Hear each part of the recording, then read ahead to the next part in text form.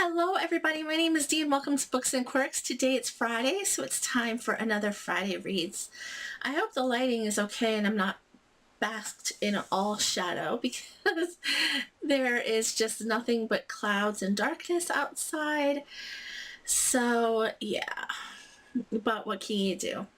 So I'm still working on the same books I was working on last week, but I'll give you a little bit of an update.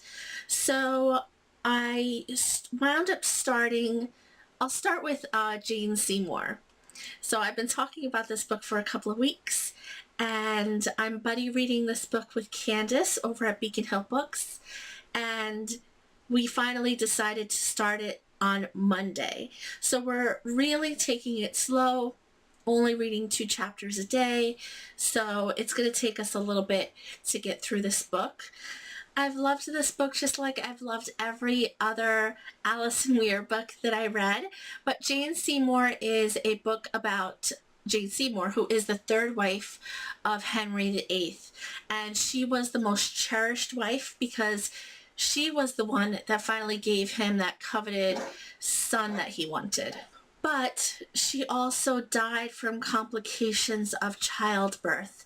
So I've always been fascinated by her, and I think that she is already proving to be one of my favorite of his wives.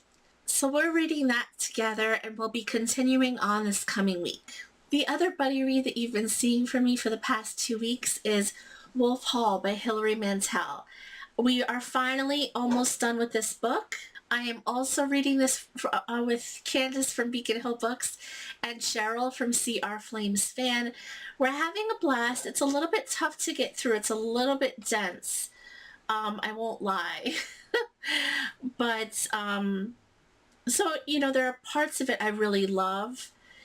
Especially when it really gets into Thomas Cromwell and Anne Boleyn and Henry VIII and Catherine of Aragon and that whole thing that was happening. Because if you're not familiar, or if you haven't watched my other Friday Reads, this book really revolves around Thomas Cromwell, who is very influential in Henry VIII's ability to annul his marriage to Catherine. Catherine was his first wife of 20 years, and to then marry Anne Boleyn. And, this book really delves deeply into the whole rift between Protestantism and Catholicism in this time period.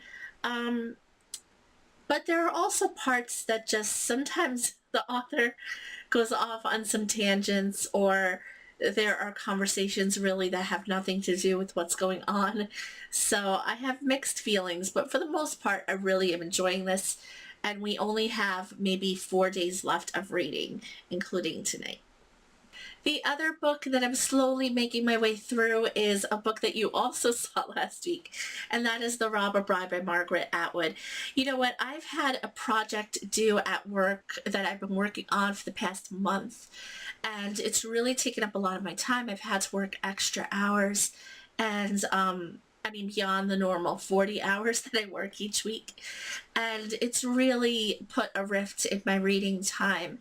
But that is over now.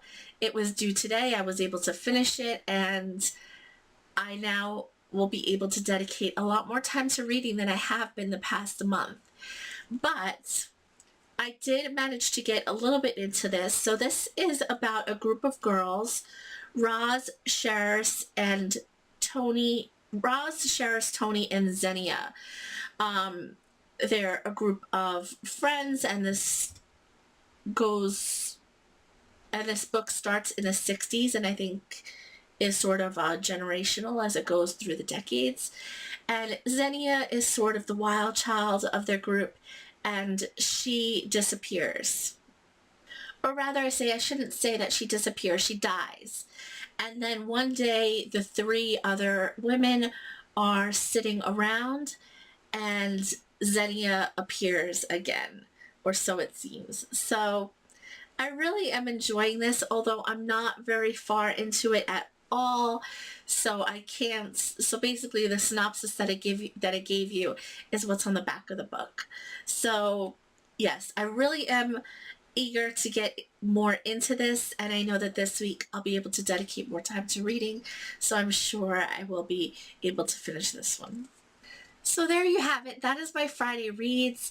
I really am not going to concentrate on anything else this week. I really want to get through and finish those 3 books so that I can move on to other things. And as for the giveaway, please look out for that video either today or tomorrow, depending on how fast I can edit it.